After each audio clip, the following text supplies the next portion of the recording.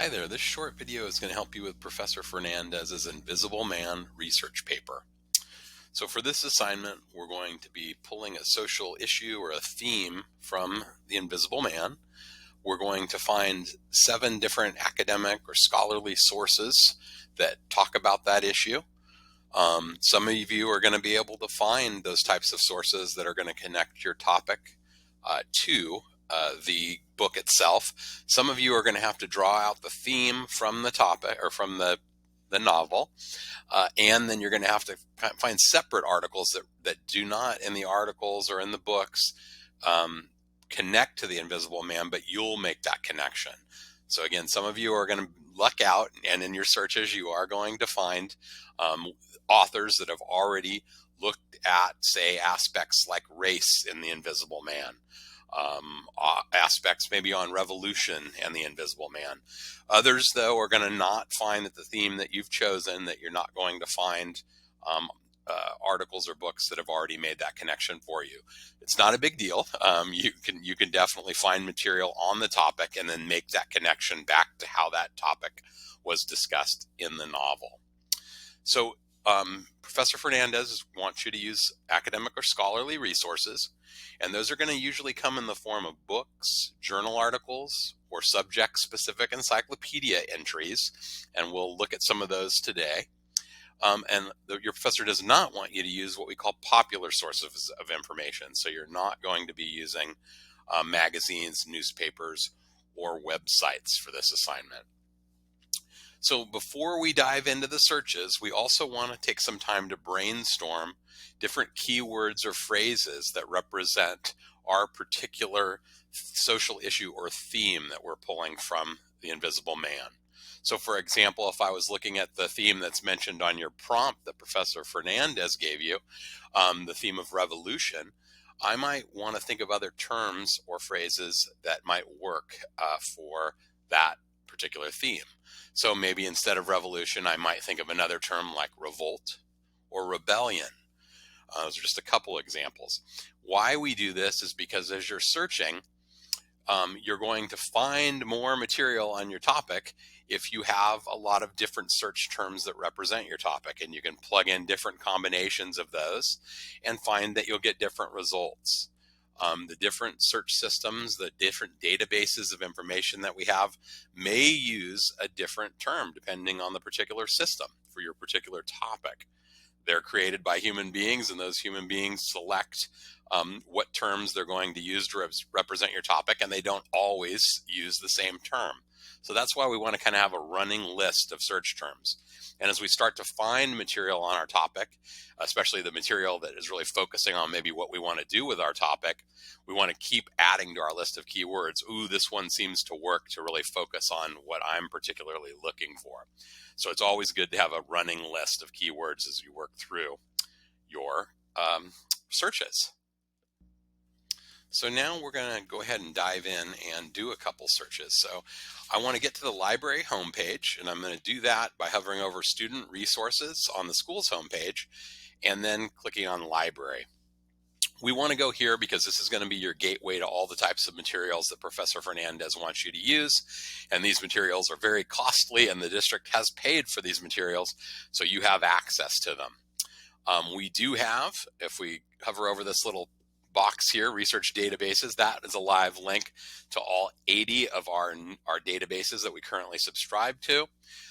When we use the search box above, we're not only searching most of those databases, but we're also searching all the print materials across the 5 Los Rios libraries.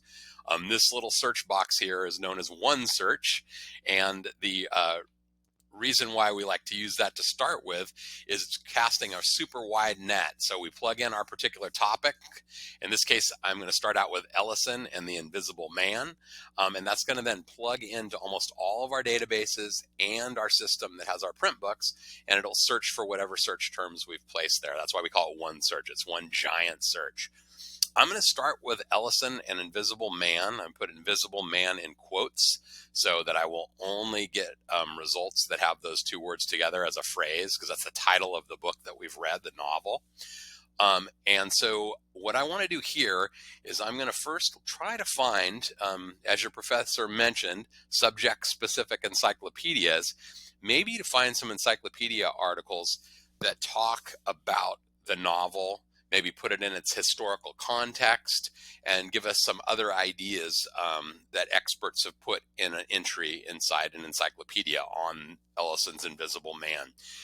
Using encyclopedias, especially subject-specific encyclopedias, is a really good way to kind of get your head around the major components of an issue, in this case, this particular novel and the themes of it.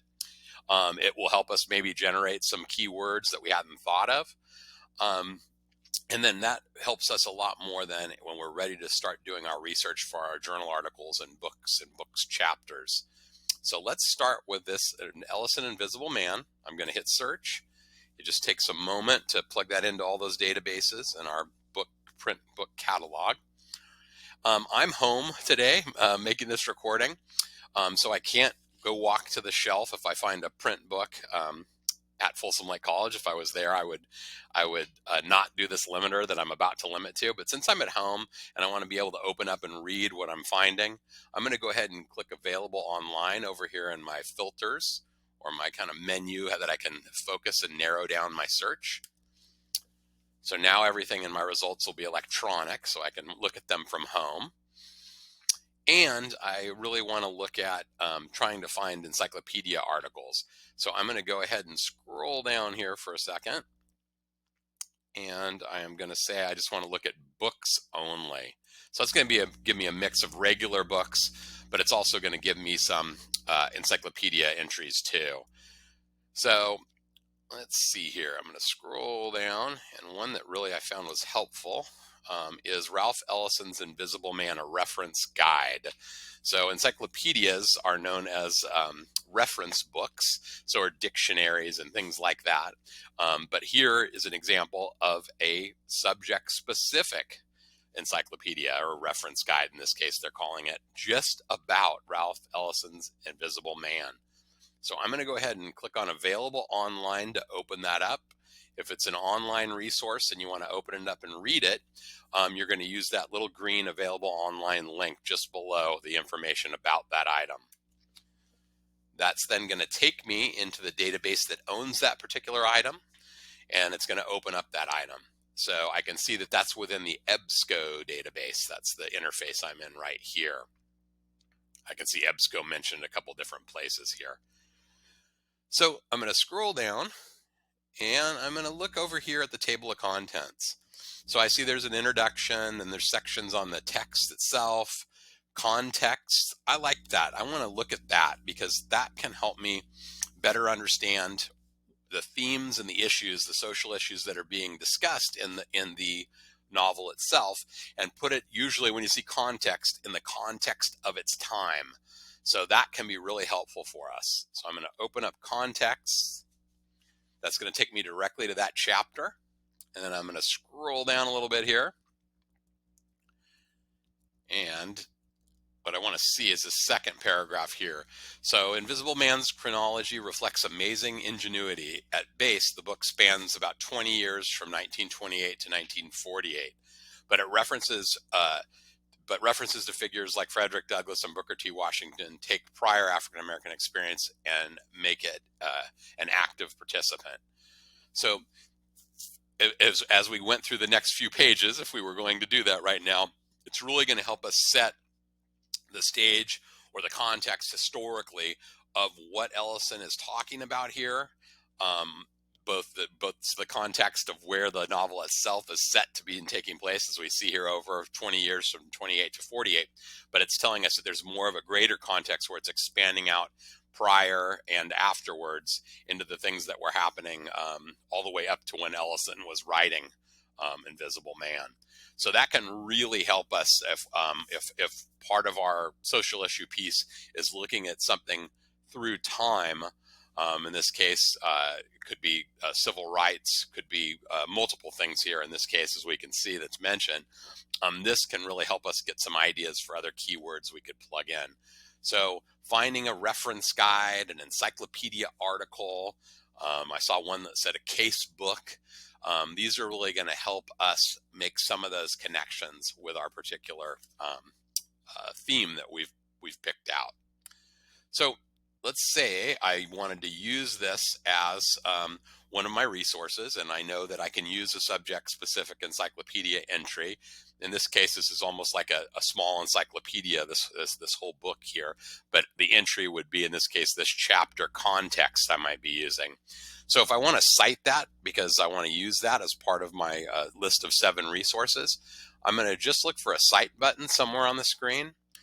Usually it's going to be across the top, but some databases will have it on the left-hand side or the right-hand side. I'm going to hit Cite. And then I want MLA for this class or for this assignment. So I'm going to scroll down here till I see MLA. And there I have MLA. I'm going to highlight that. And then I can copy and paste that into however I'm turning in my citations to Professor Fernandez. One thing you want to look out for is the databases are great. They will all cite your sources for you. They all have MLA. But what you're going to want to do is you're going to make sure that the formatting is right. And here, this is incorrect in 2 ways. We want to double space it, and we also want a hanging indent. So we want everything after the first line, in this case there's only 2, we want to shove that over to the right in what we call a hanging indent, that when we'll show the author's name kind of be more prominent by pushing everything over. So that's called a hanging indent, and that's really easy to fix in a Google Doc or a Word doc or whatever you're working with. So just be sure when you do cut and paste citations out of the databases that you double check that they're laid out, their format is correct before you turn that in. You can also email. So if you wanted to email, in this case, this particular chapter, we could hit email and then plug our email address in over here. We can pick a particular citation style to send with it. So in this case, by default, MLA is selected, so perfect. So if we plugged in our email address here, this would send all, well, we want to click on the section, 34 pages over here. So all 34 pages and the MLA citation would be sent to whatever email address you plugged in here. And there's other features here along the top that you can play around with on your own. So let me close that out and scroll back up here. And now I'm going to go ahead and plug in, for example, a term here. I'm going to plug in race. So I'm going to put a theme, and I am going to do that search. And here is an example of an entire book that's talking about race and Ralph Ellison's Invisible Man. So if I was interested in that, I can see it's available in print at American River College, but I could see it's also in ebooks, so I could open it up here. But let's look for a journal article. I just want to show you an example of what those look like. So let's look at, say, this one here, treatment of the race consciousness and, let's look at this one, race relations in black and white, visual impairment as a racialized and gendered metaphor, and Ralph Ellison's Invisible Man, and then someone else's book. But we are interested in the part with Ralph Ellison's Invisible Man. So we're going to jump into that again by hitting available online. I just wanted to show you a little slightly different. We might be taken to a different database, and we are. So we'll have a little bit of a different look here. They aren't quite the same, but usually most databases, the interfaces are pretty similar. So once this opens up, just want to show you a couple things here. Still loading, unfortunately.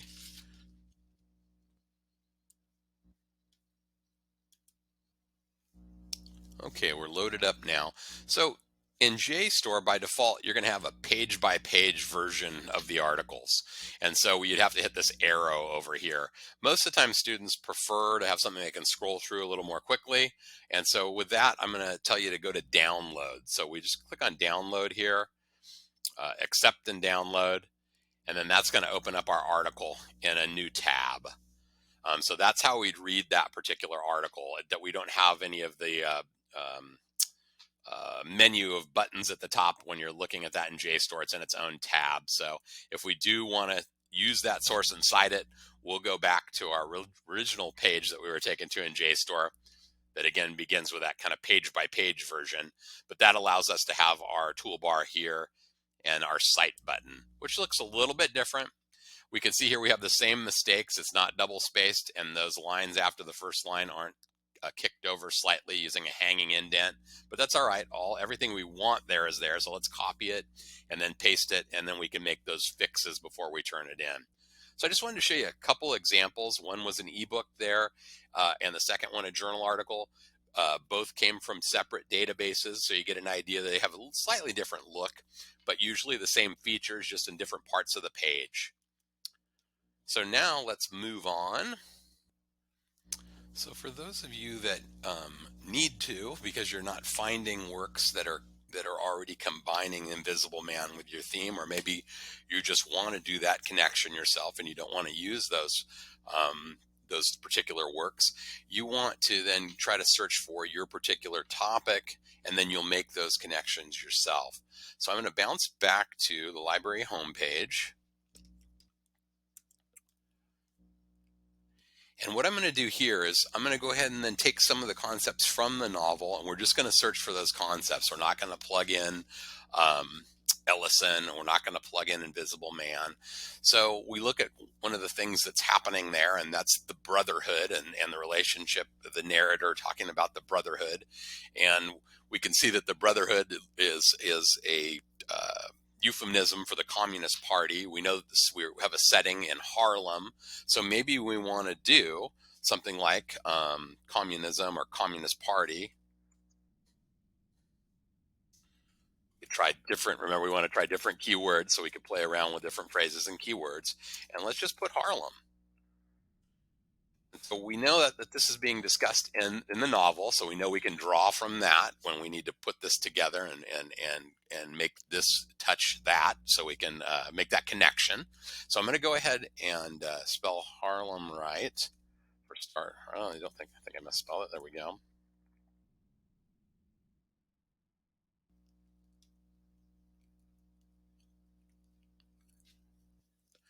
So here I have almost 6,000 results. I'm going to just scroll through some of these and see if any of them are jumping out at me.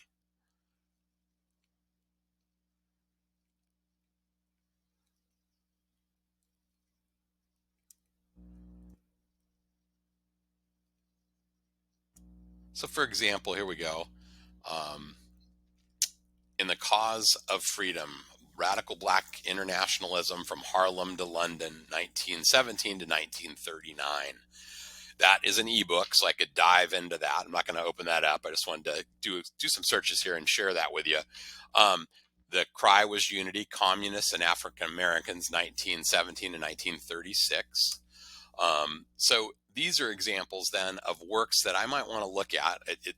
They wouldn't have showed up in our results if they didn't have the words or the phrase Communist Party and Harlem in them. So I know that somewhere in these books, they're going to touch on that. So I could either order this book from Consumnes River College and have it sent to Folsom Lake College to pick it up. Or I could open up this online book and look at the table of contents, or maybe look in the index for Communist Party or for Harlem, probably Harlem.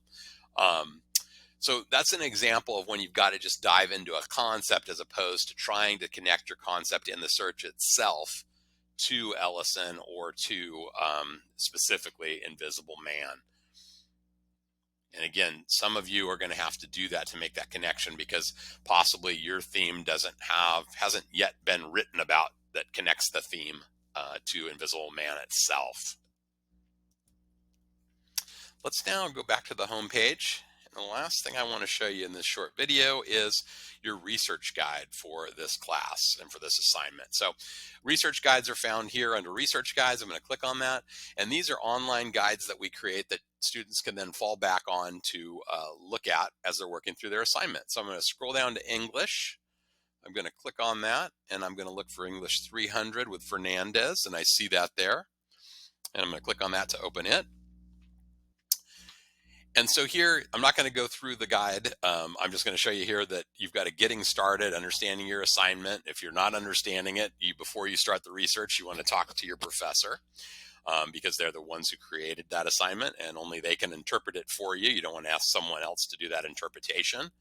And then We talk about differences in the resources, explain here a little bit more of databases versus the web, kind of the benefits of using these subscription databases that again cost a lot of money. The district's paid for them because they have content that's worth money and isn't going to be sitting free out on the web, and that explains that a little bit more. We've also got some more tips on using OneSearch. All the pages usually will have a video or two, usually short videos. So if you're a visual learner, this is another way to kind of go back and understand how to do keyword searches, for example, or how to use some of the features of OneSearch. And then lastly, I'll just show you the page, Cite Your Sources. This talks about why you cite your sources very briefly. So don't worry, the research guide is not super long. Hopefully those little short segments are helpful to you. And then if you want to link to examples of MLA, I'm going to link here to link to citation style guides. That's going to drive me to the part of the library's webpage that has different styles, and the top one is MLA. So this is a good place to go. You could either open up our handout that shows you examples of what a database article in MLA style looks like, that citation, what an ebook or a print book. This is the place to go if you want to double check how the databases have done that citation. And usually the mistakes that you're fixing there, you're looking at the example and you're saying, oh, it needs to be double spaced. Oh, it's missing a hanging indent. And these guides will show you exactly visually what those are supposed to look like. So that's all for this short video. The video just below this video on your research guide is going to be a how to get help from librarians. And it's going to go through the multiple ways you can see us live or via online. So thanks so much. Hope this is helpful. And we'll see you in the library or see you online.